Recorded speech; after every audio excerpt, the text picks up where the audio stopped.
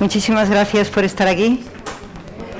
Bueno, hoy traigo un tema que a mí me inquieta, y en los tiempos que corren espero que os inquiete a vosotros también, que es la ética, ¿vale?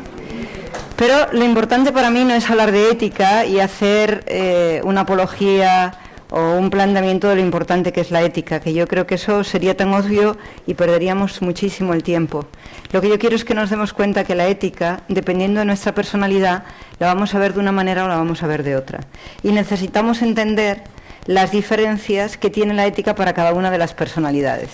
Entonces yo voy a recordar cómo son las personalidades para que nosotros conectemos con ellas y nos demos cuenta. En la película vamos a ver todos los temperamentos, vamos a ver todas las personalidades, todas las posibilidades, ¿no? Pero lo importante para mí es que os planteéis que la imposición de la ética, tal como la concebimos cada uno de nosotros, lo que hace es una disrupción y una desafección de la ética, ¿vale? La ética, cuando se comparte, cuando se vive, cuando se disfruta, es cuando te das cuenta de que el planteamiento que hace la persona es el que ha aprendido a través de cómo ve el mundo. Por ejemplo, para una persona colérica, la ética va a estar siempre en conseguir que las cosas, los objetivos se cumplan. Su ética está en los objetivos. Y es una ética que tiene todo el derecho del mundo a ser expresada como esa ética, ¿de acuerdo?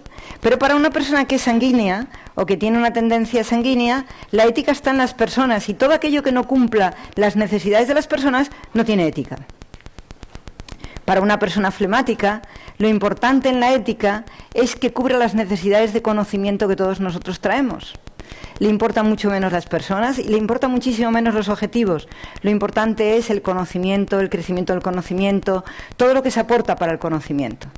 Y una persona melancólica lo que necesita es que la ética esté cubriendo necesidades que verdaderamente tengamos que tener en cuenta, necesidades útiles.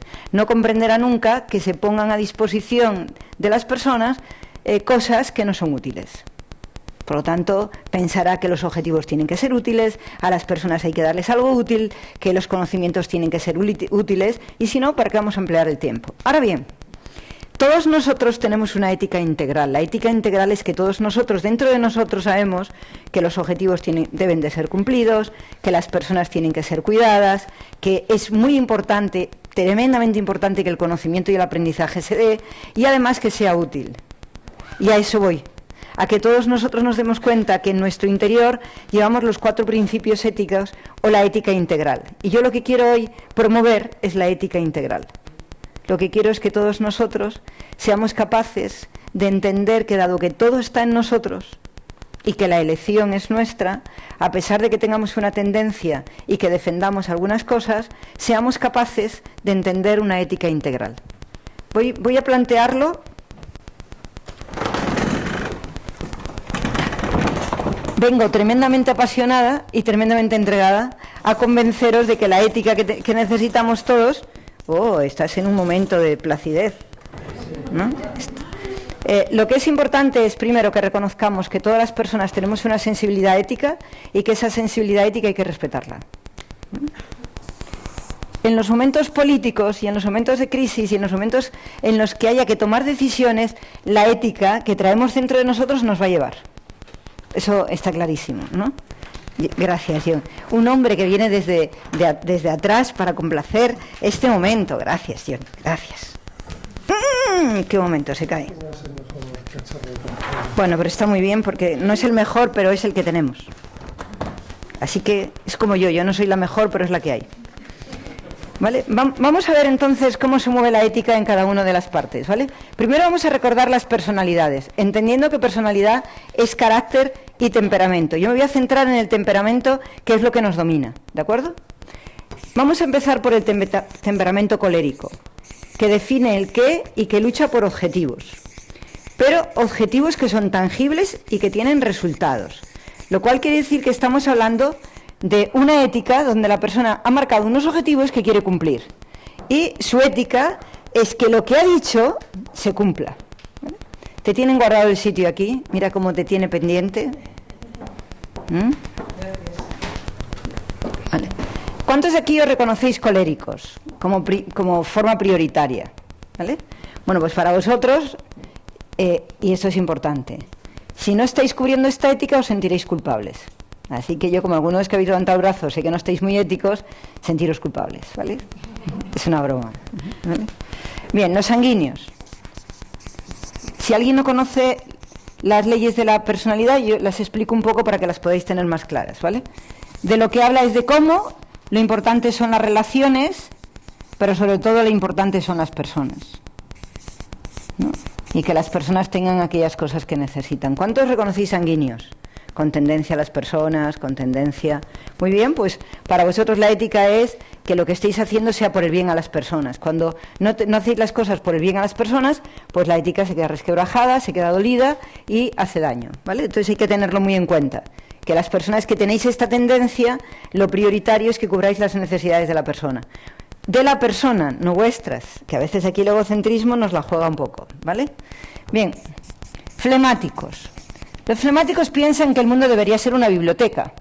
Por lo tanto, la ética es, ahora, por ejemplo, para un flemático, el que se quemen libros en la mitad de una plaza significa morirse por dentro, o sea, se le rompen las vestiduras, o la cultura, cualquier cosa, ¿no? Entonces, todo el tema de ellos es el porqué de las cosas, están en los conocimientos y plantean el hecho del aprendizaje como una forma, el aprendizaje cognitivo, como la única forma de vida. Y por lo tanto esto es lo que defienden, el aprendizaje, que se dé ese aprendizaje, que ese aprendizaje sea cognitivo. No les gusta un aprendizaje que no sea cognitivo, un aprendizaje experiencial les parece que es una pérdida de tiempo, que tiene que pasar por el libro, por la tozudez, por el conocimiento, por el empirismo, por la memoria y todas estas cosas, porque ellos tienen mucha memoria, son muy empíricos, son muy inteligentes, etcétera, ¿no? Pues cuando la persona rompe la ética a esto, pues se siente francamente mal. Y ahora venimos los que son un peñazo, porque esto además es para qué. ¿Y para qué esto? Y cuestión alcohólico. ¿Y este objetivo para qué? ¿Y esto para las personas para qué? A ver, dime la utilidad, ¿no? ¿Y este tanto aprendizaje para qué? ¿No? Aquí lo que quieren claramente es la experiencia y la innovación. Si no hay innovación, hay muerte, y lo de estar repitiendo las cosas no tiene sentido. Bien, ¿cuántos sois flemáticos?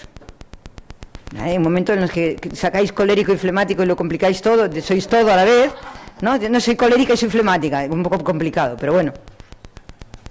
Entonces, bueno, la ética, ¿de acuerdo? Ahora bien, estamos aquí unos pequeños verduleros que estamos un viernes a pasar este rato. Pero, ¿y si tenemos un gobernador que es colérico? Caso Bush. ¿Es colérico? ¿Qué va a defender Bush? ¿Cuántos dólares nos da esto y cuántos dólares perdemos? No le importa ninguna otra cosa. ¿Quién hay que matar para tener dólares? Esa es su ética. No importa si Bush tenía ética o no. Esa es su forma de mirar el mundo. No analicemos a Bush. Analicemos que esa es su tendencia natural a mirar el mundo. Pero si tenemos un sanguíneo como nuestro querido Obama, ¿cuál será la cuestión? Pues las personas. Entonces le pierde un poco porque como quiere conseguir lo que quiere y al final no puede defender a las personas, pues rompe la ética. Rompe la ética porque en un momento dado tiene que ceder un poco de un sitio y ceder un poco de otro sitio para conseguir cuidar lo máximo a las personas. Pero su orientación, la de verdad, está aquí. Esta es la que tiene. Y cuando rompe esta ética, ese hombre se siente amoral, se siente mal. Cuando no consigue los objetivos Bush, se siente mal. ¿Vale? Flemáticos. ¡Hoy flemáticos! Tenemos algún que otro presidente flemático. Aquí el susodicho Rajoy. Flemático no, lo siguiente. Pero claro, es un flemático que le cuesta trabajo, muchísimo trabajo, tomar una decisión realmente por el conocimiento. Porque él es un conocimiento memorístico, es un gran empollón, lo recuerda todo, memoriza todo, pero realmente no es un flemático que esté entregado a que los demás aprendan, sino está entregado a su conocimiento. Pero bueno, es flemático, un flemático un poco paupérrimo, pero es flemático. Melancólicos. Pues no conozco, la verdad, a ningún presidente melancólico, más que al que voy a presentar hoy, ¿vale? Entonces, es el para qué y demás. Bueno, pues yo, después de hacer un estudio de todos los desastres que se producen en el mundo debido a un objetivo que no siempre es unitario, que no suma, etcétera, quiero compartir con vosotros una película que para mí es el paragón de cómo podemos analizar los deseos que es Lincoln, ¿vale? Quiero que la disfrutemos. Un momento. ¿Quiénes habéis visto Lincoln? Vale. Bien. Sabía que no la habéis visto muchos, pero de todas formas lo importante es cómo la... Un momentito, por favor. Yo lo que quiero que veáis en esta película, y es muy importante para mí, es la lucha de un hombre ético que tiene que luchar contra toda la falta de ética y cómo juega con la ética para conseguir lo que quiere. Cómo juega con la ética. Y este es un punto que necesitamos reflexionar. ¿Hasta qué punto una persona que se posiciona en el poder tiene que en un momento dado ceder una parte de su ética que le cuesta la vida por conseguir cosas mejores?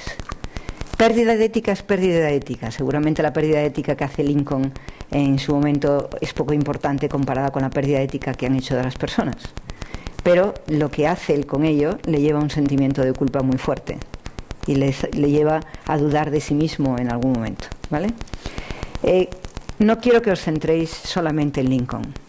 Lincoln está muy bien que os centréis. Lo que quiero es que veáis todos los personajes y todos los temperamentos y todas las personalidades que conviven alrededor de un presidente. Esto lo podemos llevar ahora mismo a la señora Merkel, que está en estado puro, que no sabe lo que es esto, ni lo que es esto, ni lo que es esto, solo sabe esto, ¿no? Es esto, colérica por excelencia, y por lo tanto no va a poder vivirlo de otra manera, no puede vivirlo de otra manera, porque su eminencia es esta, es sanguínea de comida, pero es colérica de personalidad, ¿vale? O sea, le gusta comer bien, se lo pasa pipa comiendo, pero tenemos a un Holland que no es colérico. Holland no es colérico, ¿vale? Y los problemas que tiene ese hombre para convivir en ese espacio en el que tiene que conseguir cosas de aquí, etcétera, pues nos hacen darnos cuenta de todo lo que hay alrededor de una fuerza que está dirigiendo. Y ahora yo quiero que os planteéis la fuerza que os está dirigiendo a vosotros y cómo de pronto perdéis el contacto con vuestra ética, o bien por vuestros hijos, o bien por vuestro trabajo, o bien por vuestro jefe, o bien por lo que sea. Necesitamos retomar los valores. Necesitamos retomar las creencias de que se puede vivir bajo nuestros principios, la motivación de que desde donde estamos nosotros lo podemos recuperar todo. Si hay una sola persona que hoy se va de aquí aprendiendo o entendiendo que su ética puede ser integral y puede integrar, tener resultados, tratar bien a las personas, aprender y además que sea útil, y podemos verlo desde ahí y nos da fuerza, para mí esta reunión de hoy ha sido totalmente maravillosa. Mirar la película con la mente muy abierta, por favor, ver todos los personajes, ir deduciendo cuando la gente habla de personas, cuando la gente es de personas pero de pronto se hipoteca por dinero, qué va pasando en la película para que podamos discernir muchísimas cosas que de otra manera no podríamos discernir, ¿vale? Espero que os apetezca ver esta película. Es una película que ha salido hace poco, por lo tanto es nueva, nos va a dar mucho de sí, ¿no? Y este hombre maravilloso cambió una parte de la historia. Solo dio un punto y un toque para que cambiara la historia. El que lo consiguió muchos años después fue Luther King. Y yo quiero que hoy tengamos un recuerdo para todos los grandes líderes que han defendido el mundo por su ética y que muchos de ellos han dado la vida, como lo ha hecho Gandhi, como lo ha hecho Luther King y como lo han hecho muchos otros, y que nos demos cuenta que personas que han mantenido su ética, como Mandela, han encontrado un punto creativo para no tener que perder la vida y cambiar el mundo.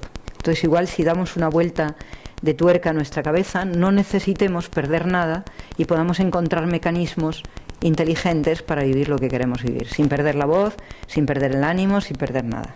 Así que, por favor, vamos a disfrutar y vamos a por ello. ¿Estáis bien? ¿Os apetece? Muy bien. ¿Quién puede decir qué personaje es nuestro amigo Lincoln? Abraham Lincoln.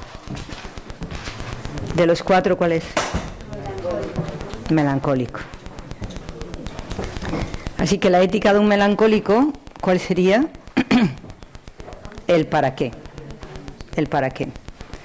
Su ética tiene que ser que el para qué de lo que consigue es mucho más grande del para qué que pierde, ¿no? Entonces, tenemos que ver qué está pasando ahí, ¿no? Y qué está sucediendo. Tenemos varios personajes que, aunque están, o parece que aparece muy poco, nos muestran claramente cuáles son los temperamentos, ¿vale? ¿Cuál sería el temperamento del radical? El señor el de la calva, ¿no? Colérico. Vamos a analizarle al primero a él, para su ética, ¿no? Porque daros cuenta que hasta que no ve claramente que puede perderlo todo, no enfoca las cosas de una manera diferente. ¿Os habéis dado cuenta?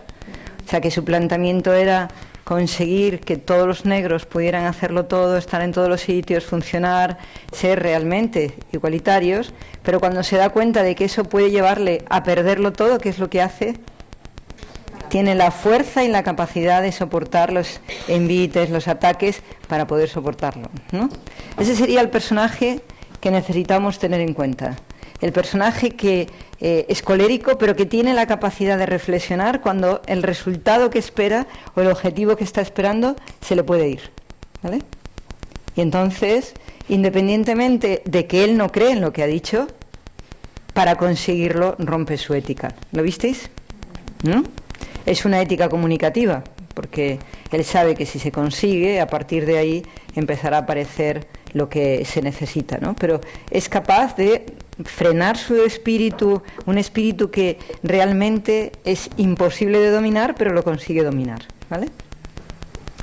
¿Quién sería de los personajes que habéis visto el que es sanguíneo? ¿Quién? No. El opositor que es demócrata. ¿Mm? El joven. Yo los nombres, Ave María Purísima, ya están olvidados, ¿no? Pero sí es importante que os deis cuenta de que su capacidad, como es, cómo lo hace todo, atacando a las personas. Su argumento es desde la fricción de las personas. Es ahí donde él encuentra su fuerza, donde él puede, no es el argumento alejado de las personas, tiene que sentir que la persona entra en su guerra y entonces desde ahí se mueve, ¿no? ¿Lo veis? Que cuando necesita, lo que va haciendo es atacar a la persona que se puede mover, etcétera, y argumentar desde la persona, independientemente de que él ya en sí mismo, su estilo y toda su aparatología y su belleza ya nos indica que es sanguíneo, pero independientemente de eso, no tiene un objetivo concreto, un resultado concreto, sino que es conseguir que las personas se alíen con él, o que las personas que están a la contra, ir tocándoles las partes sensibles para que se rompan y poder conseguir lo que quieren. Nuestro amigo Abraham Lincoln es melancólico flemático. ¿Vale? Solo un melancólico flemático puede estar en la casa, encerrado, esperando lo que pase, tranquilamente, aislado, etcétera, o sale fuera y va con los ojos cerrados porque lo de fuera no le interesa para nada, ¿no? Solo un melancólico puede estar en ese estado, ¿no? Pero lo que es importante es cómo cada una de estas personas ha ido rompiendo el estado en el que están. Y tenemos un flemático. ¿Cuál sería el flemático? El señor el secretario, exactamente. Que dice, ¿cómo es posible que yo estoy aquí? ¿Por qué me haces esto? Etcétera, y que intenta argumentar desde ahí, ¿vale? También rompe su ética. Pero vamos a hablar de la ética realmente importante de la película, la de Abraham Lincoln. ¿Qué podéis decir de lo que habéis visto en Abraham Lincoln? Yo pensaba que era sanguíneo, porque a él verdaderamente lo que le importa son las personas, ¿no? Sanguíneo. No sabe lo que es sangre. O sea, si tú le miras su aspecto, una persona sanguínea es una persona alegre, que le gusta estar en la calle, que disfruta todo el tiempo, que estaría todo el día de eventos. Él podría estar toda la noche trabajando, toda la noche tomando notas, aprendiendo. Le interesan las personas, como a todo melancólico, para ayudarlas, pero no para relacionarse. No tiene la capacidad de relacionarse, ¿vale? Ninguna capacidad de relacionarse, ¿no? Si te das cuenta, tiene la ternura con su hijo pequeño porque no se encuentra en el conflicto de la relación. El hijo pequeño en realidad es alguien que está ahí, a quien él se ha comprometido que le va a ayudar, pero es incapaz de relacionarse con su hijo mayor y es incapaz de relacionarse con ella realmente, ¿no? Te cuesta muchísimo la relación. Al melancólico le cuesta muchísimo una relación vinculada a los afectos. Es muy capaz de tener una relación vinculada a todo lo que puede significar estar juntos, pero difícilmente puede estar vinculado desde los afectos. Pero todo su cuerpo, en este sentido la película es increíble, por eso me ha gustado tantísimo traerosla. Es increíble, todos los componentes de un melancólico los tiene este hombre, todos. Cómo va por la muerte, cómo envejece de esa manera tan tremenda, cómo todo, absolutamente todo lo que él busca para algo, lo mantiene y lo mantiene y lo mantiene y va buscando, ¿no? Pero a mí me gustaría que entráramos en la opinión, o entráramos en el debate, que para eso estamos aquí, de qué es lo que le hace a él perder su ética.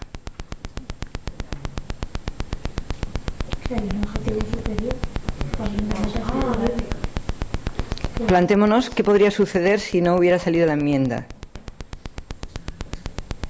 O sea, toda la película se basa en que los otros temperamentos, principalmente, están uniendo las cosas en la contienda, y la contienda es lo importante. ¿Qué es lo importante? Si hubieran ganado la guerra, ¿qué hubiera sucedido? Nada. No hubiera sucedido nada, seguiría la esclavitud y seguiría funcionando, sería una lucha entre personas, se habrían muerto, ¿no? Entonces, un melancólico es incapaz totalmente de contar lo que está pasando hasta que no consigue lo que quiere. El para qué. ¿Para qué han muerto 600.000 si no hemos conseguido lo que quieren? Si se tienen que morir 1 millón, pero que consigamos lo que queremos. Y lo que queremos no es la muerte, no es la guerra, lo que queremos que es la abolición de la esclavitud. Y esa no pasa en ningún momento pasa por que los confederados o los yanquis puedan ganar la guerra.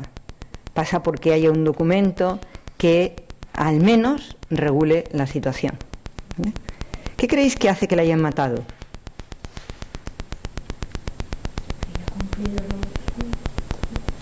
¿Qué le lleva al asesino a matarle? ¿Cuál es el motivo de la muerte de Lincoln?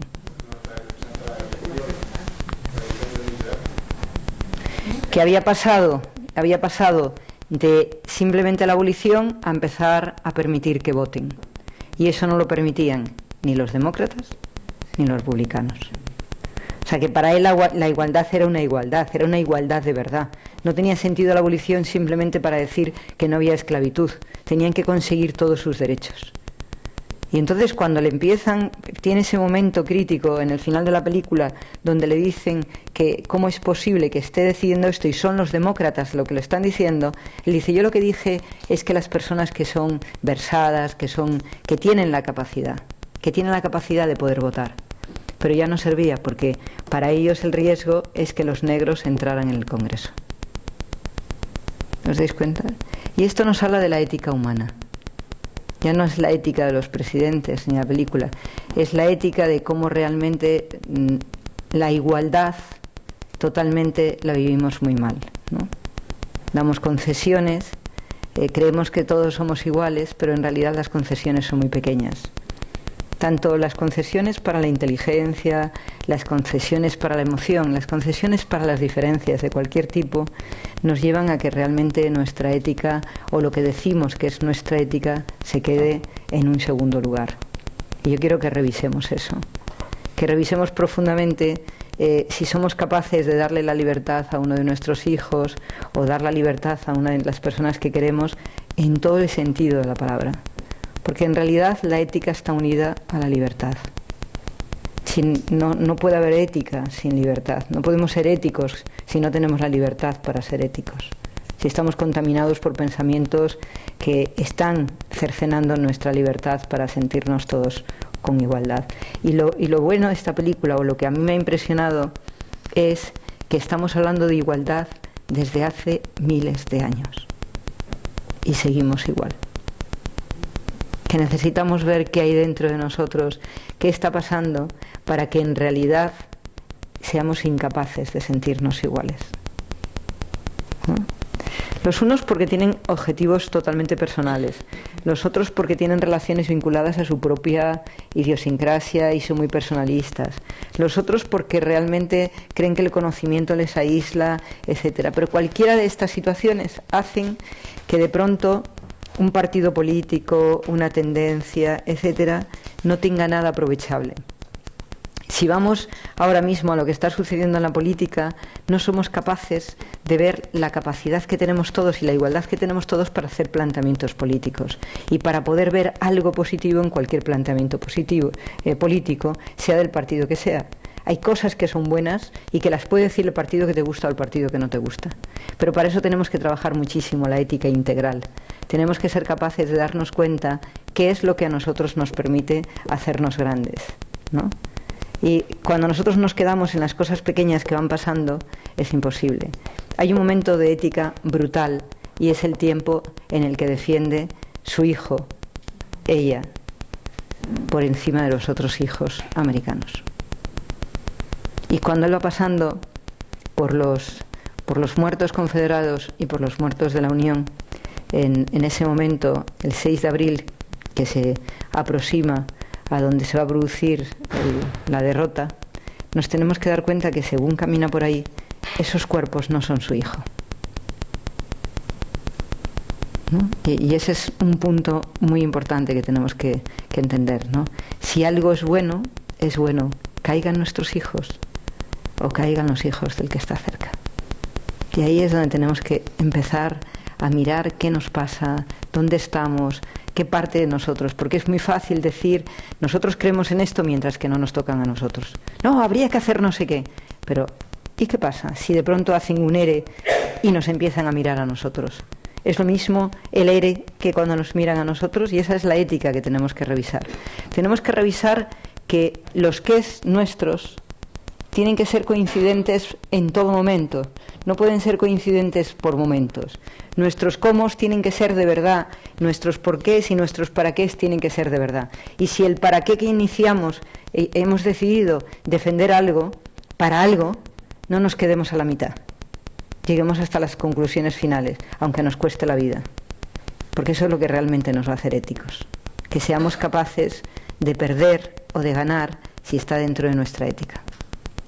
Ese es el planteamiento que me gustaría que hiciéramos y ese es el planteamiento que hace Abraham.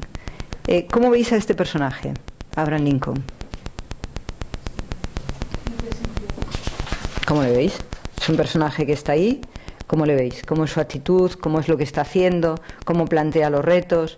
Un hombre que de pronto en la mitad de toda una batalla cuenta anécdotas para diluir los problemas, que continuamente está buscando la paz y la tranquilidad, que no soporta las tensiones y las diluye. En momentos críticos donde sus generales están a punto de morirse, él de pronto cuenta el momento que nadie querría escucharlo. O sea, ¿qué veis? ¿Cómo veis a este personaje? A mí me parece que tiene mucha paz interior, que tiene muy claro lo que quiere y que tiene mucha paz interior. Eso no puede saber. A pesar de que le cueste mucho, su situación es muy difícil y seguramente se sentiría que tenía mucha carga. Quiero que me lo contestes desde la película, no me lo contestes desde tu imaginación. Yo es que lo que me parece que la película lo dice también. ¿El qué? Que no puede ser feliz. Yo interpreto que por la carga que él tiene, por la carga de todas esas muertes durante la guerra. Pero más allá que es feliz o no, que siendo melancólico no será feliz nunca, porque la melancolía y la felicidad son como dos elementos. Ya ves tú, el melancólico está viendo todo lo que no funciona en el mundo todo el rato, es difícil, ¿no? Pero lo que me gustaría es que pudiéramos desgranar un poco todas las trayectorias de lo que él va haciendo durante toda la película, porque eso es lo interesante. Para que podamos aprender nosotros ética, necesitamos ver qué es lo que le está moviendo. ¿Le está moviendo los objetivos? ¿Le está moviendo a las personas? ¿Le está moviendo una estrategia? ¿Tiene una estrategia para llegar a un sitio? ¿Sí? ¿Le está moviendo la utilidad de la situación? Y entonces, para que eso se produzca, necesitamos perder en un momento dado nuestros valores. ¿Es lo que él está haciendo, comprando votos, aunque sean compuestos de trabajo, es un punto de ética o es un punto de no ética?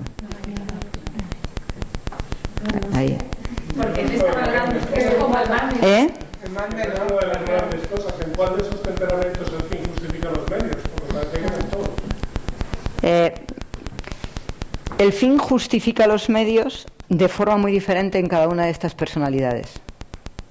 Es decir, lo que quiero decir es que lo que él está haciendo es moverse en los niveles de su integridad, porque tenemos que analizar la ética por un lado y la integridad por otro. Y la integridad es algo que se vive en el continuo, no es una cosa que es absoluta. Tú tienes una integridad hoy, que es hasta donde llegas, vas aprendiendo y tu integridad va creciendo, ¿vale? Pero lo importante para mí de la cuestión es, ¿él rompe sus pilares o simplemente juega con ellos?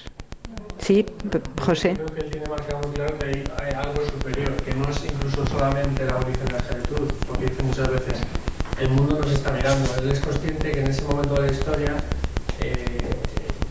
tiene por encima la democracia, la igualdad. Entonces yo creo que él sabe manejar muy bien el qué, el cómo, el por qué y para qué, pero antepone, digamos, las cosas puntuales sobre un fin superior. En la película nos deja muy claro, no hay intercambio económico, no compra a nadie, y lo único que ofrece puestos de trabajo a personas que sabe que cuando llegue febrero se han quedado sin puesto de trabajo. Aquí él marca unos puntos de trabajo, unos puntos de relación de los que él no se va a pasar. Los que lo están haciendo no cobran, lo hacen sin cobrar, solamente tienen las dietas. O sea, no hay un intercambio, nadie le ha podido pillar, figuraros, nadie le ha podido pillar haciendo nada que sea ilegal. Ellos saben, todos saben que está comprando los votos, pero los está comprando a través de explicarles a las personas cuáles son sus ideales y qué es lo que tienen que hacer. O a través de te has quedado sin trabajo, este es el trabajo que yo te ofrezco. Ese es el punto que me gustaría que trabajáramos. Si tenemos unos valores, si podemos jugar, para eso es lo bonito de la comunicación y es lo bonito de la estrategia mental y es lo bonito de cómo podemos trabajar la ética cuando la ética no toca nuestros valores. Él no podría soportar comprar, pagar dinero, hacer chantaje, y no podría en ningún momento ofrecerles algo que no estuviera dentro de sus posibilidades. Ya tenía, ya había ganado, ya podía ofrecerles el puesto de trabajo, y el puesto de trabajo que les ofrecía se lo iba a dar. Eran puestos de trabajo que no eran cargos políticos, pero que les permitían vivir en un momento donde habían perdido su puesto de trabajo. Lo cual quiere decir que lo que les estaba ofreciendo era algo que era interesante para ellos e interesante para él. Porque lo importante de un melancólico es el win-win. Cuando negocia un melancólico, las dos partes tienen que ganar. Cuando negocia un colérico, gana él. Cuando un sanguíneo, ganan los suyos, los que son amigos. Cuando lo hace un flemático es porque la estrategia va a llevar a que puedan aprender algo. Pero el melancólico, su estrategia siempre es marcando valores y negociando dentro de esa ética y de sus valores. Y lo que tendríamos que hablar es de si realmente hemos podido ver que él llega a los límites de sus valores. ¿Qué sucede? Que cuando se da cuenta que el puesto de trabajo ya no vale, ¿qué es lo que hace él? Ir a explicar los motivos por los que tienen que votar lo que él dice. ¿Os dais cuenta? Ese es el momento clave de la película en relación a la ética, que ya no busca que nadie haga nada. ¿Qué es lo que hace él? Ir él a decirle a las personas lo que él quiere. Y aunque va a decirle a las personas lo que él quiere, uno de ellos dice no. Eso es lo que es importante. O sea, lo que a mí me gustaría que viéramos todos nosotros es dónde están nuestros valores y cuál es el juego que podemos hacer con esos valores, donde no intervenga la pérdida de nuestra ética. Pero que el fin sea la utilidad de algo. ¿Lo vemos? No habláis, qué tristeza. Ay, John, sí, me encanta. Ya te he dicho que me quiero dedicar a la política.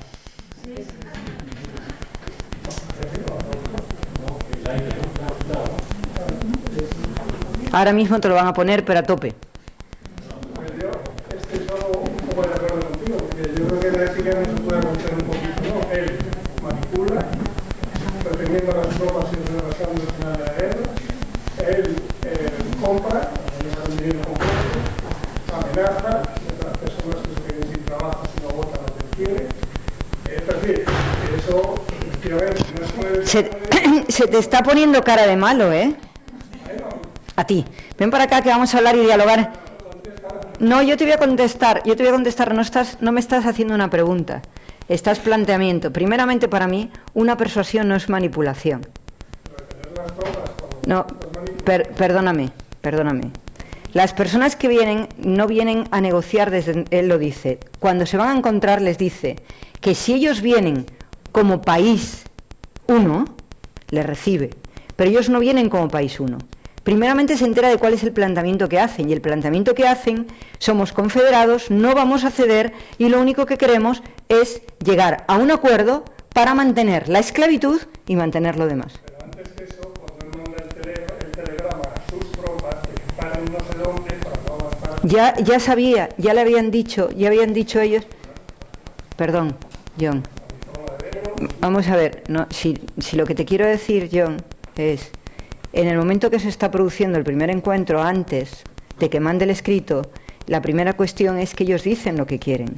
Y lo que ellos quieren no es llegar a un acuerdo sobre la esclavitud. Lo que ellos quieren no es llegar a un acuerdo. Quieren que ellos sean un país y que los Estados Unidos o los otros sean otro país. Lo que quiere es que haya dos países que lleguen a un acuerdo de no guerra, pero no a un acuerdo de lo que realmente ha llevado a la guerra. Porque la guerra no la marcó él. La secesión la hicieron 11 países confederados, no la hizo él. Por lo tanto, él no tenía nada que hacer. Los que se pusieron en contra tendrían que ceder hacia lo que se pusieron en contra. Llegar y decir, queremos estar dentro de la Unión, venimos a aceptar. Democráticamente ya había quedado abolida la esclavitud y ellos decidieron que no, hicieron la secesión. Es así de sencillo, John. Entonces, para llegar a hablar, si yo voy a hablar... y voy a hablar con alguien, es porque tengamos un punto en común para lo que hablar. Si vamos a seguir donde estábamos y ya se han muerto 600.000 personas, no voy a hablar. No voy a hablar porque no me interesa. Yo solo voy a hablar si lo que va a suceder no rompe el tema. Si yo he empezado una guerra, y la he empezado yo como confederado...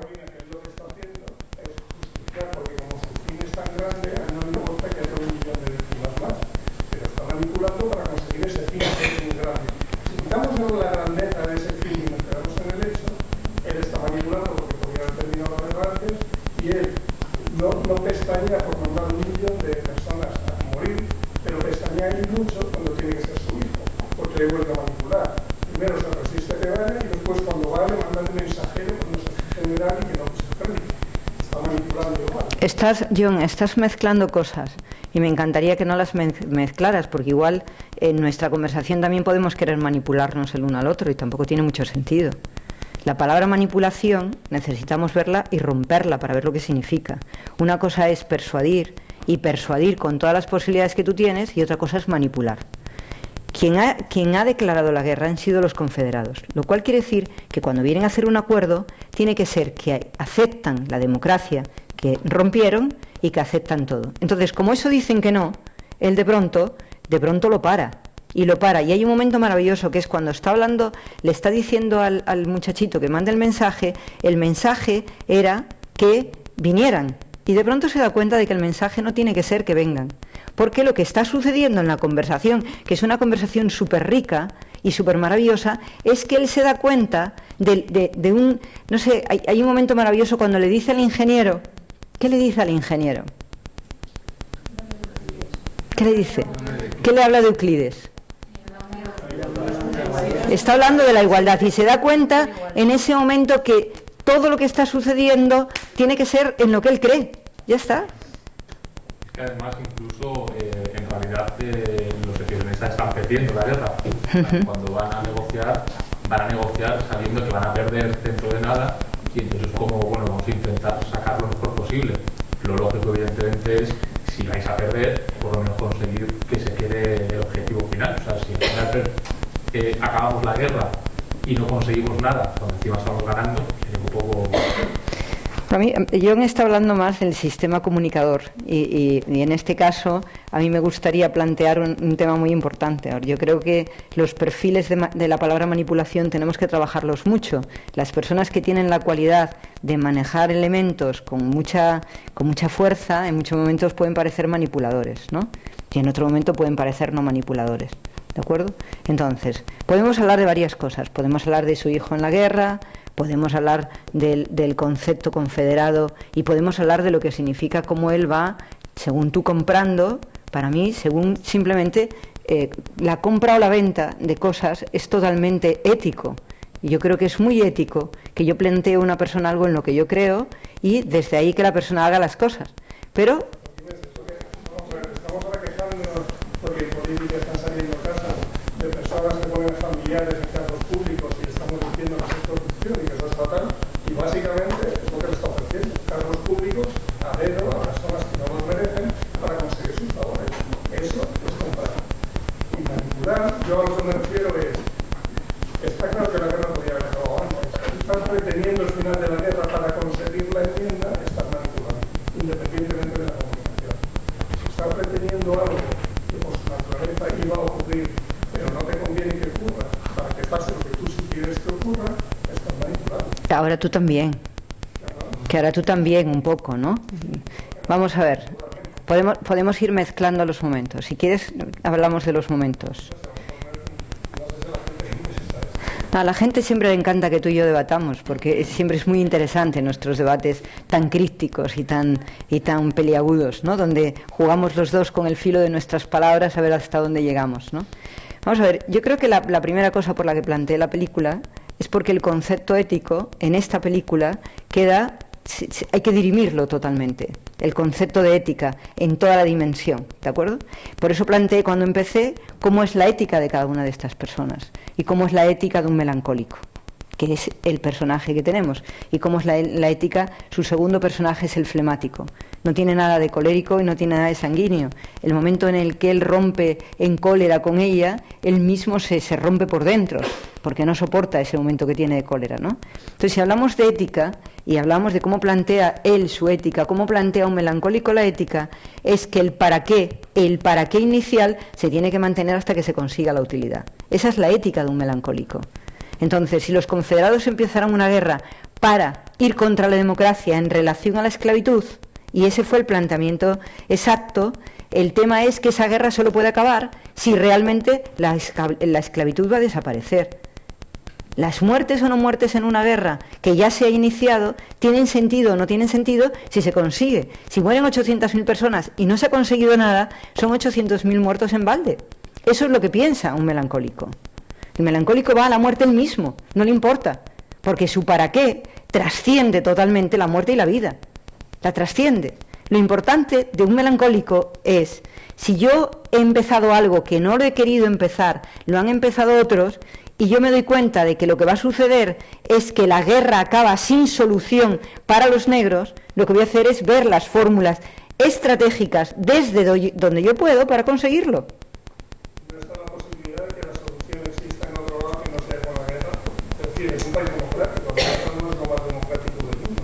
Si consigues hacer un país, ahí es donde podrás establecer otras formas en las que los negros serán los libres. John, la abolición de la esclavitud ya había sido aprobada democráticamente y los 11 países confederados entraron en guerra para decidir que no, que vas a dejar matar a tu gente, entrarás en guerra.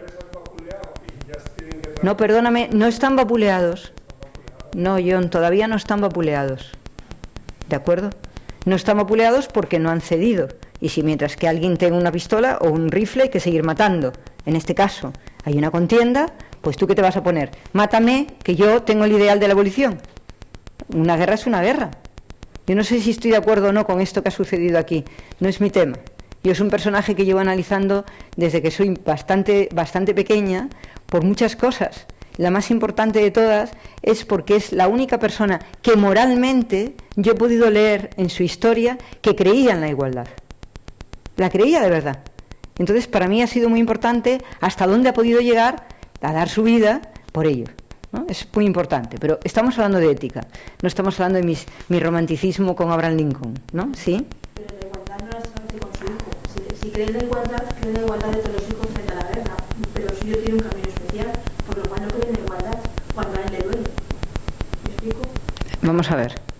Si hablamos del hijo, tenemos que entender qué hace que el hijo vaya a la guerra. Y ahora entonces tenemos que hablar de lo que me sucedería a mí si no fuera mi hijo y fuera una persona cualquiera. Su hijo es un cobarde. Y su hijo va a la guerra única y exclusivamente para demostrar que él tiene la capacidad de ir. Punto. Un momento. La guerra está acabada, que tú mandes a tu hijo con 15 años a que coja un rifle y vaya a matar gente, tu hijo o el vecino del cuarto, no importa. ¿Qué sentido tiene? Ya no tiene ningún sentido, pero no tiene ningún sentido ni su hijo ni el vecino, pero al vecino se le manda que a su hijo... Perdóname, él no ha mandado a nadie. Esa forma de decirlo tampoco tiene mucho sentido. Él no ha mandado a nadie a la guerra. Bueno, no lo ha prohibido, por lo cual hay gente que ha ido, hay niños que han ido, y su hijo, sin embargo, lo detiene aparte. Perdóname, Ahí la igualdad no las tengo. vamos a ver. Como no sabes lo que haría con los otros hijos, no sabes si es igual o no. Los otros hijos no le han preguntado lo que tenía que hacer. El otro hijo fue, además, ¿no? Y murió, ¿vale? Entonces, no es esa la cuestión. La cuestión importante... murió de una enfermedad, pero la cuestión importante, pero murió de una enfermedad en la guerra. La cuestión importante es, si tú puedes decidir por todo el pueblo, decides, pero si tú puedes decidir por una serie de personas que tienes cerca, también decides. O sea, que si él fuera un mentor del joven que tiene al lado, al joven que tiene al lado no le mandó a la guerra, y le tiene al lado él, no le mandó a la guerra, ¿sí? En la conversación cuando tenía con su hijo le dice, todos los padres os habrían dicho esto, pero soy el único padre que puedo impedirte ir. Claro, y no le impide ir. Dice, cualquier otro padre te impediría ir, porque de hecho se alistaba, en esa época no se había... Pero bueno, vivirlo como queráis, para eso estamos aquí, para debatir. Mi opinión es contraria, simple y llanamente. Él no mandó a ningún hijo a la guerra, a ninguno, y además dijo claramente, si las cosas son así nos quedaremos sin niños de 16 años, cuando ahorcan o fusilan a un niño de 16 años. Sí. No, yo ahí no... Ya que falta poco tiempo para que finalice la guerra, no tiene ningún sentido que sigan muriendo. O sea, que a 15 días de ir a la guerra no tiene ningún sentido que su hijo coja un rifle en la mitad de no sé dónde, pero es ni su hijo ni ningún niño de 15 años. ¿De acuerdo? No sabes lo que está pasando con los niños de 15 años. Igual están todos ahí, no lo sabes. ¿Perdón? Pero es que los americanos, perdóname, María José, los americanos no son personas a las que les puedes decir que no vayan a una guerra. Son cosas, tienes que ponerte en la mente de un americano. O sea, es que me parece tan tremendo. Un niño de 10 años quiere coger el rifle e ir a matar. Pues que vaya coja el rifle y vaya a matar si la ley lo permite. Yo ahí no entro.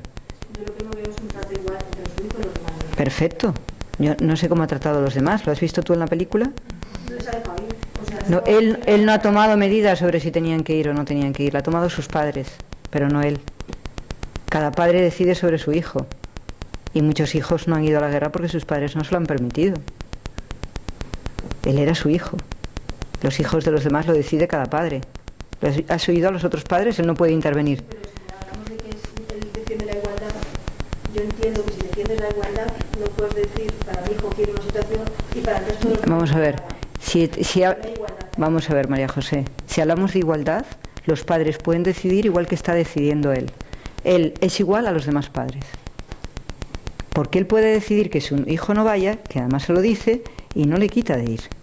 Pero él tiene una posición de prestigio que le permite ponerle a su hijo en un sitio donde no va a sufrir.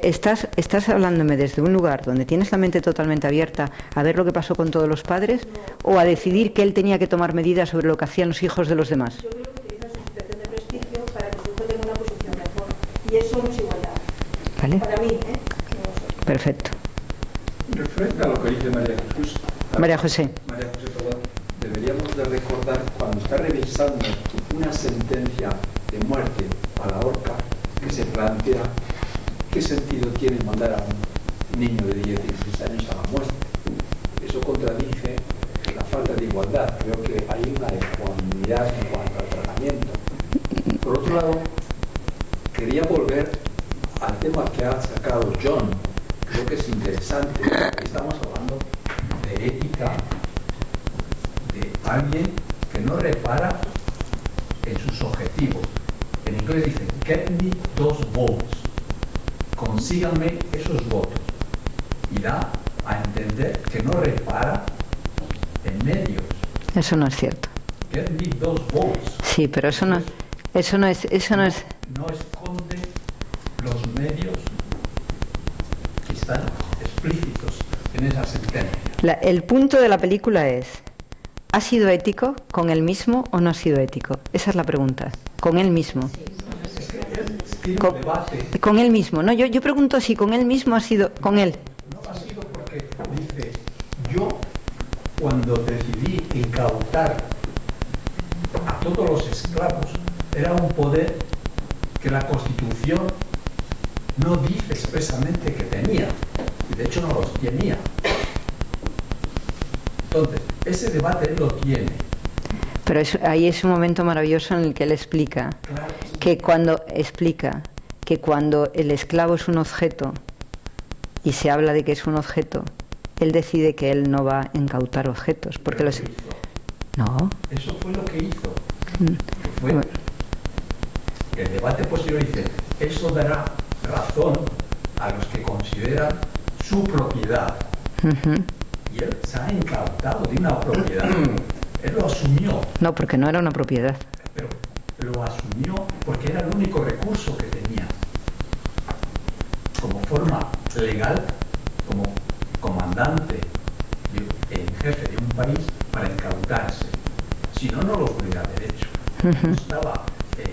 No había ningún poder en la Constitución que le otorgaba ese derecho a hacerlo. Lo que yo creo que tenemos que analizar es los puntos de conexión, el centro de donde nosotros nos podemos mover. Si nosotros nos preguntamos sobre la película, nos preguntamos sobre nosotros mismos. Es decir, si yo me planteo qué haría yo en esta situación, no repito, pero yo no necesito que me los busquen los demás. Yo voy a los 20 y los consigo yo. Claro, pero la forma de conseguirlos es otro tema. Usted decía, daba empleo. Eso es comprar votos. Para usted. En Estados Unidos, en aquella época, era comprar votos como se compran ahora, exactamente igual. Perfecto. ¿Estaba en su ética? Esa es la gran pregunta. En la ética de él, ¿estaba en su ética? Estaba.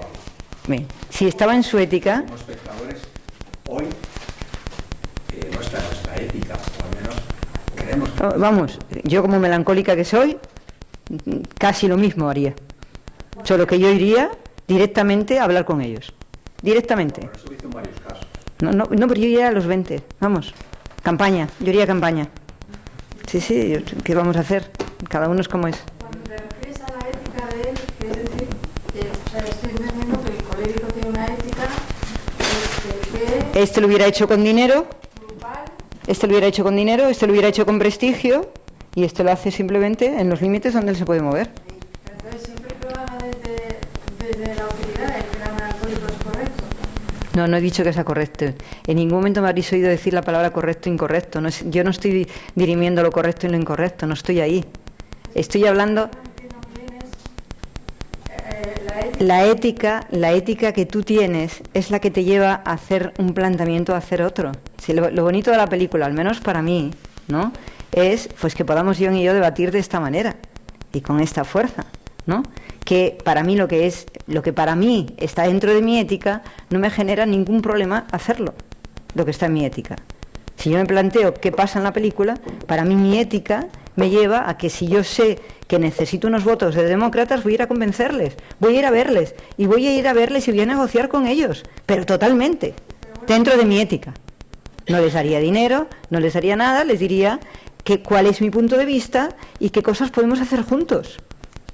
Eso es lo que yo haría. Vamos. Ni os lo planteéis. 20 no, 30. Para estarme muy tranquila. No estar ahí en los límites.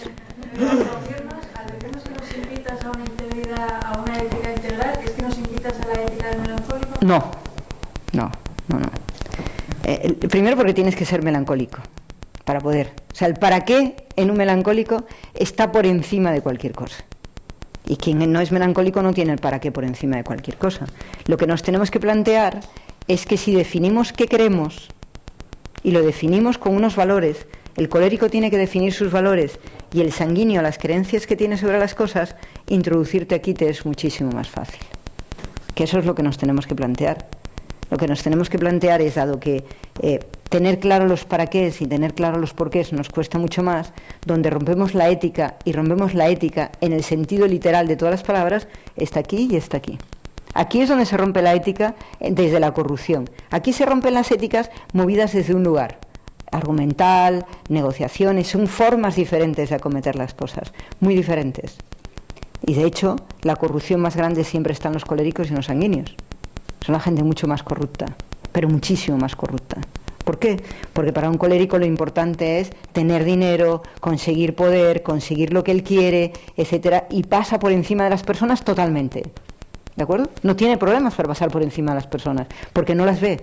Para esta persona lo importante es la posición, el prestigio, conseguir lo que quiere, que su grupo esté por encima de los demás, que es lo que contaba John de contratar a las personas que son afines a él, ¿vale? El flemático, para él es muy importante los porqués de las cosas y empieza a ver las cosas desde un lugar un poquito más superior, donde hay que analizar, hay que funcionar desde otro lugar, etcétera. Y para un melancólico es importantísimo que tenga una utilidad lo que va a hacer. Si no tiene utilidad que va más allá de él, ni se plantea ni el moverse, pero ni el moverse, ¿no? Cuando le dicen, has envejecido 10 años, el peso que lleva ese hombre encima, ¿con qué años se murió John? Con 50 y tantos o así, ¿no? Sí, 55, 57. Pues una persona que pasa por un tránsito muy grande. Entonces, hemos decidido que no ha sido ético con los hijos, ¿no? Por lo del tema. Y hemos decidido que no ha sido ético en su forma de manejar el tema, ¿vale? Pues ahora decirme cómo hubiera sido ético. Es que yo creo que sí ha sido ético, entendiendo como siempre que estamos, la crítica final es total. ¿Cómo no sería ético los padres de los temperamentos? Ni viendo que los temperamentos del mismo, todos son éticos, porque el colérico en su ética está para donde alguien... No, sí, eso es lo que empecé diciendo. Claro, por eso, que el hecho de alguien ha sido ético. Ahora bien, si miramos la ética desde una posición fuera de eso, ahí es donde podemos juzgar si es ético o no es ético. Desde él mismo y de sus hijos, claro que sí. Y desde luego es una ética, bueno, creo que no voy a dejar que hablar hasta que no pases de él. Y podemos juzgar los valores desde ahí. Pero si los sacamos desde fuera, pues vemos dónde están las fisuras de la ética de un esto. Yo lo único que voy es que hay fisuras en esa ética. Esas fisuras son distintas a otros, pero hay fisuras en esa ética. Y claro, es que tú estás analizando, como tú eres flemático, estás analizando las fisuras desde aquí, de los porqués, y yo te entiendo perfectamente, tu argumento y tu argumentario está muy sólido, pero ten en cuenta que yo que analizo la película, yo pienso que yo he conseguido tener una ética bastante integral y que mi vida está basada mucho más allá de los paraqués, y aun independientemente de que el paraqué está en mi vida como un elemento muy importante, ¿no? Pero cuando yo he traído la película, iba a traer dos películas que me parecían también interesantes. Una ética que podéis ver es la de Crepúsculo. La primera película de Crepúsculo os puede hablar de la ética, de lo que significan y demás, para que podáis verla. Yo no la he visto, pero me la ha contado John y no la voy a ver. La pensaba traer, pero iba a estar fuera y la iba a analizar desde fuera, entonces, ¿para qué no la iba a ver, no? ¿Por qué no? Porque los vampiros a mí me es igual que sean éticos que no, ¿vale? Hay cosas, también me gustaría que vierais Ben-Hur. Ben-Hur tiene un momento de la ética que es parecida a esta, ¿no? Ben-Hur es otro melancólico, pero es colérico melancólico, tiene una personalidad mucho más enfrentada, ¿no? Pero, y le pasa lo mismo, cuando él tiene que enfrentarse a la situación de luchar por sus valores, rompe un poco la ética en relación a lo que podríamos pensar que es la ética para todos los demás, ¿no? Decías, José. No, que yo creo que estamos profundizando demasiado en dónde está la barrera de lo que tienes que hacer o no tienes que hacer, como si estuviéramos juzgando si es un santo, y yo veo más interesante el discurso de ver los valores que tiene cada uno de los grupos, porque al final él era humano. Yo creo que cualquier persona humana con responsabilidad se enfrenta a disyuntivas de estas de hasta dónde puedo ir, y no es una cosa que haya una línea negra. O sea, cualquier persona con responsabilidad se encuentra muchas de estas cosas que tiene un conflicto de personas, no tan radical como el suyo, un conflicto de resultados, un conflicto de por qué y para qué. El tema por el que yo quería traerlo es cómo aprender a ser integrales, cómo conseguir empezar a encontrar una ética que nos permita, si trabajamos la ética entre nosotros, los que necesitéis marcharos tranquilamente. Yo puedo quedarme a debatir con 2 personas porque para mí esta película es lo más grande en relación a lo que a mí me gusta profundizar, que es que estamos en una disyuntiva social ahora mismo tan grande y tan fuerte que si no nos damos cuenta que nuestros políticos tienen un punto de reflexión que deberían de cuidar y que nosotros como personas deberíamos de plantearnos. Como entes políticos, entes que tenemos una tendencia, yo no creo en las derechas y en las izquierdas, pero una tendencia más social o una tendencia mucho más económica, nos tenemos que dar cuenta de cómo rompemos los filos. Por ejemplo, ahora está pasando una cosa muy interesante con Bárcenas. Bárcenas está pidiendo que se le reincorpore en el PP y está pidiendo algo totalmente legal dentro del concepto laboral, pero totalmente legal. Sin embargo, como lo que está pidiendo deja en evidencia una serie de cosas, entonces se retuerce la parte laboral y se retuerce el derecho para decir que como tú has hecho no sé qué, no, él está defendiendo un puesto de trabajo independientemente, que además lo laboral no tiene nada que ver con Hacienda y con las demás cosas. Entonces, estos puntos son los que están apareciendo dentro de nuestra política y que deberíamos de saber desgranar y de saber qué quieren decir. Porque no podemos defendernos por estar en gobiernos o por estar en puntos de política. No podemos de pronto darle la vuelta a la ética y romper las cosas. Pasa lo mismo como profesionalmente. Tú no puedes romper las cosas porque tú estás necesitando algo, ¿no? Y estás necesitando algo y no tiene sentido, ¿vale? ¿Cómo se puede conseguir ser ético integral? Que es de lo que a mí lo que yo quiero hablar hoy, ¿vale? Al final, lo que a nosotros nos atrae nos hace hacer una disrupción con la realidad de nuestra existencia. Esto es como somos. Nos guste o no, somos personas que tenemos una cólera dentro, que tenemos una parte sanguínea, que tenemos una parte flemática y que tenemos una parte melancólica. A la hora de hacer cualquier movimiento que sea representativo para nosotros de un movimiento donde la ética queda en ese punto de análisis, la primera cosa que nos tenemos que plantear es utilizar la parte integral de nuestro sistema. Es decir, ¿qué consigo con esto? Esa es la primera pregunta que se tiene que hacer una persona. Porque si no tiene un bien que pueda ser tangible, la persona puede perder el centro. Si queremos ser éticos, y queremos ser éticos de verdad, ante cualquier decisión tenemos que tener un resultado tangible. Si no tenemos un resultado tangible, vamos a dejar de ser éticos. Ese es el primer punto en el que tenemos que cuidar. Con esto quiero decir, Lucy, que cuando nosotros vamos a tomar una decisión, tenemos que poner un objetivo tangible que queremos conseguir. Sean 3 días, sea una semana, sean dineros, sea lo que sea. Si tú tienes claro cuál es el objetivo primero que tienes que tener en cuenta, nosotros somos seres humanos y algunos somos, otros no. Pero si somos seres humanos nos tenemos que dar cuenta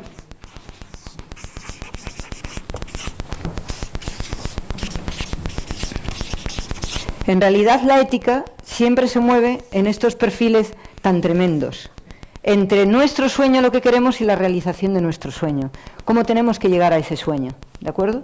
Entonces, el primer pilar del sueño es que nosotros tenemos que tener una economía sostenible, ¿vale? Economía no quiere decir euros, quiere decir algo tangible. Si yo logro algo y tengo claro lo que quiero lograr, la medición de las cosas es muchísimo más fácil. Si no tengo claro lo que voy a lograr, me voy a perder en el camino.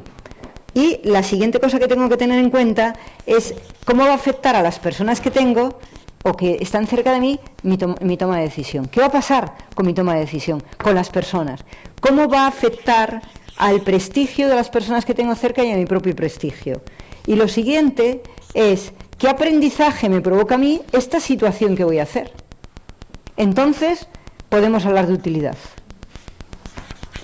Cuando estamos todo el rato en la utilidad, no nos vamos dando cuenta de todo este tipo de cosas, que yo creo que es lo que le pierde a él. Lo que le pierde a él es que él está demasiado metido aquí y aquí y tiene mucho menos contacto con esto y con esto.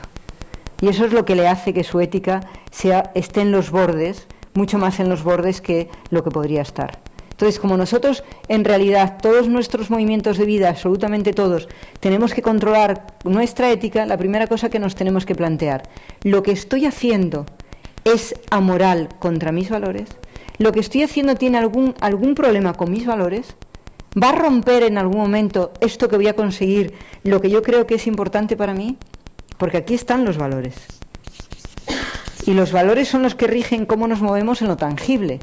Si nosotros tenemos claro cómo nos movemos en lo tangible y qué es lo que quiero conseguir realmente, 100 votos, 4 votos, lo que quiera, entonces tengo mucho más claro cómo me tengo que mover para conseguirlo. Este es el punto primero que tenemos que tener en cuenta.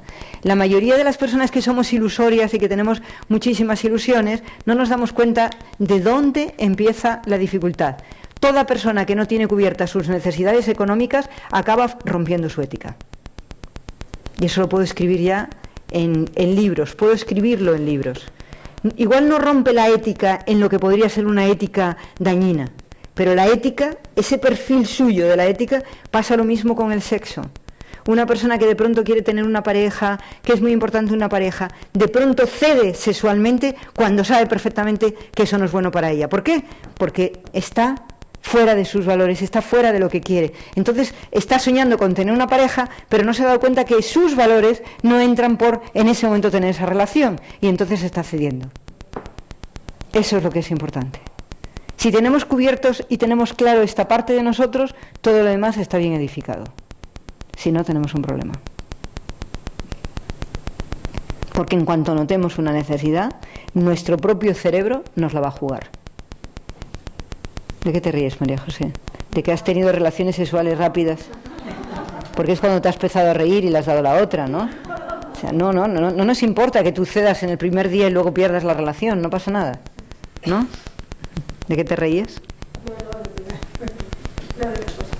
Bueno, te reíste ahí, tiene mucho que ver con eso. Sé lo que te acordaste, ¿no? Está muy bien.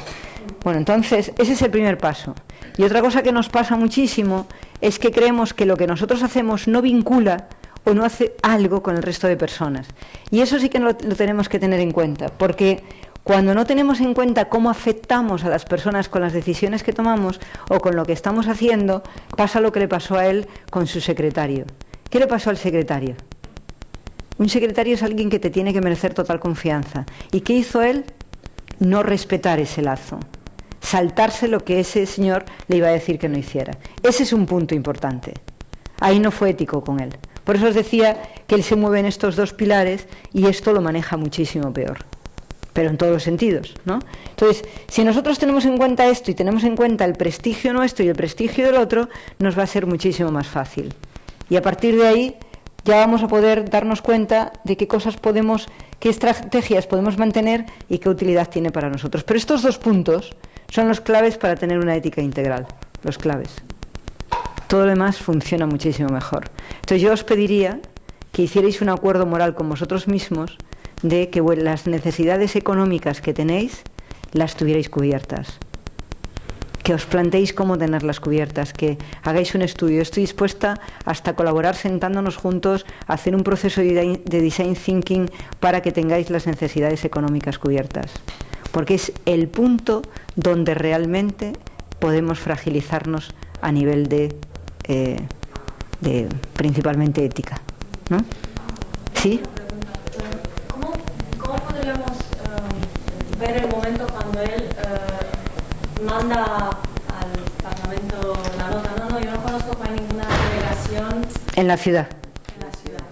Para mí es una mentira, porque sabía. No. El tema importante es lo que se llama el manejo de la verdad en relación de no mentir, ¿vale? Él no se puede permitir mentir, no se lo puede permitir, pero también sabe que no va a decir la verdad. Por eso dicen, es el ardid de una... Yo ese le manejo también. Mi padre me enseñó muy pequeña, decir la verdad no es decirlo todo, es no cambiar la realidad. Entonces, cuando tú dices una parte de la verdad es, en la ciudad no están.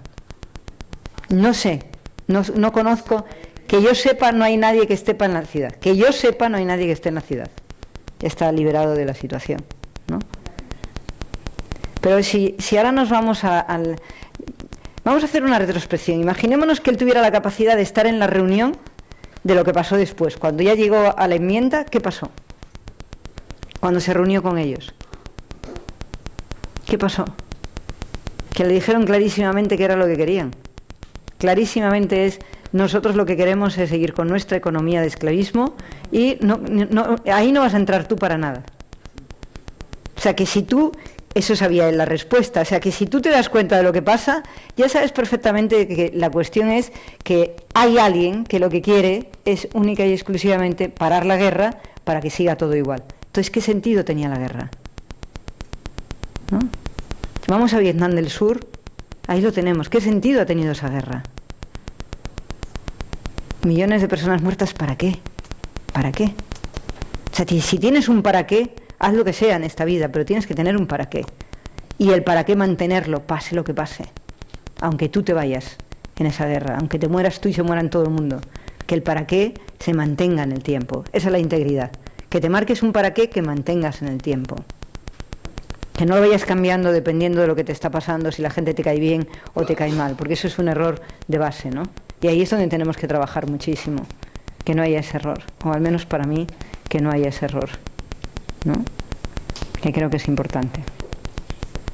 En cualquier caso, me doy cuenta de que la película ha dado su tema. John, a mí me encantaría que pudieras seguir discutiendo, porque veo que tú no le consideras ético, ¿no? Y yo, desgraciadamente para mí, le considero en la ética...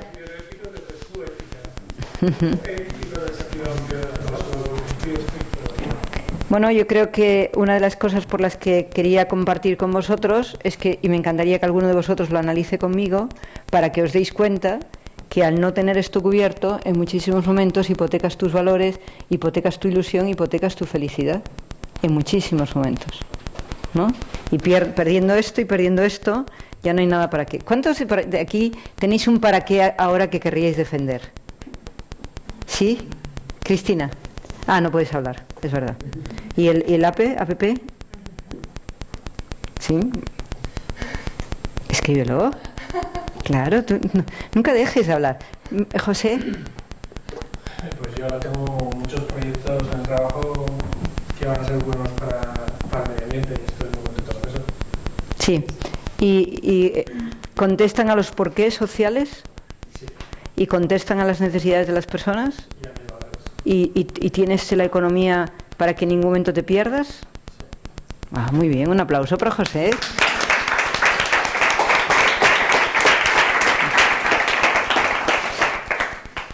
Y yo he estado en esta disyuntiva hace muy poco tiempo, ¿vale?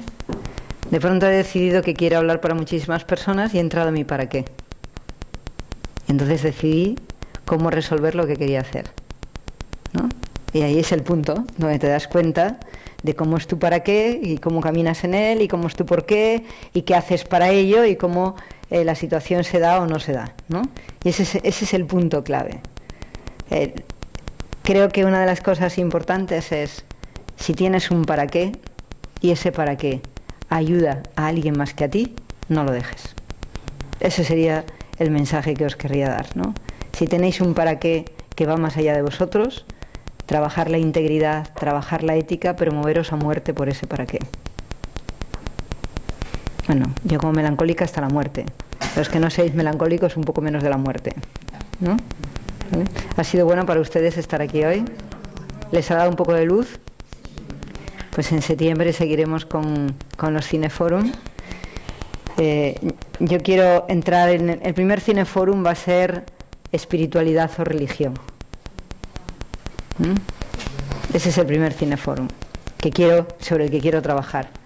Me encantaría que las personas seamos espirituales, aunque no creamos en la religión, pero que fundamentemos, que crezcamos, que nos hagamos grandes en el mundo espiritual. No sé qué película haré, pero ese será mi primer Cineforum. Espiritualidad versus religiosidad, ¿vale? Para que las personas encuentren el espíritu, trabajen por él y no tengan que estar abocados a dogmas, etcétera. Que la gente esté en la religión, que haga que esté religión, pero que no nos alejemos de la espiritualidad por los motivos religiosos, que no dejemos de estar donde estamos. Y si habéis tenido algún fallo en vuestra ética, no la ética de los demás, os pediría que lo dejéis ir y que aprendierais a ser éticos a partir de ahora. Que eso es la idea. Muchas gracias.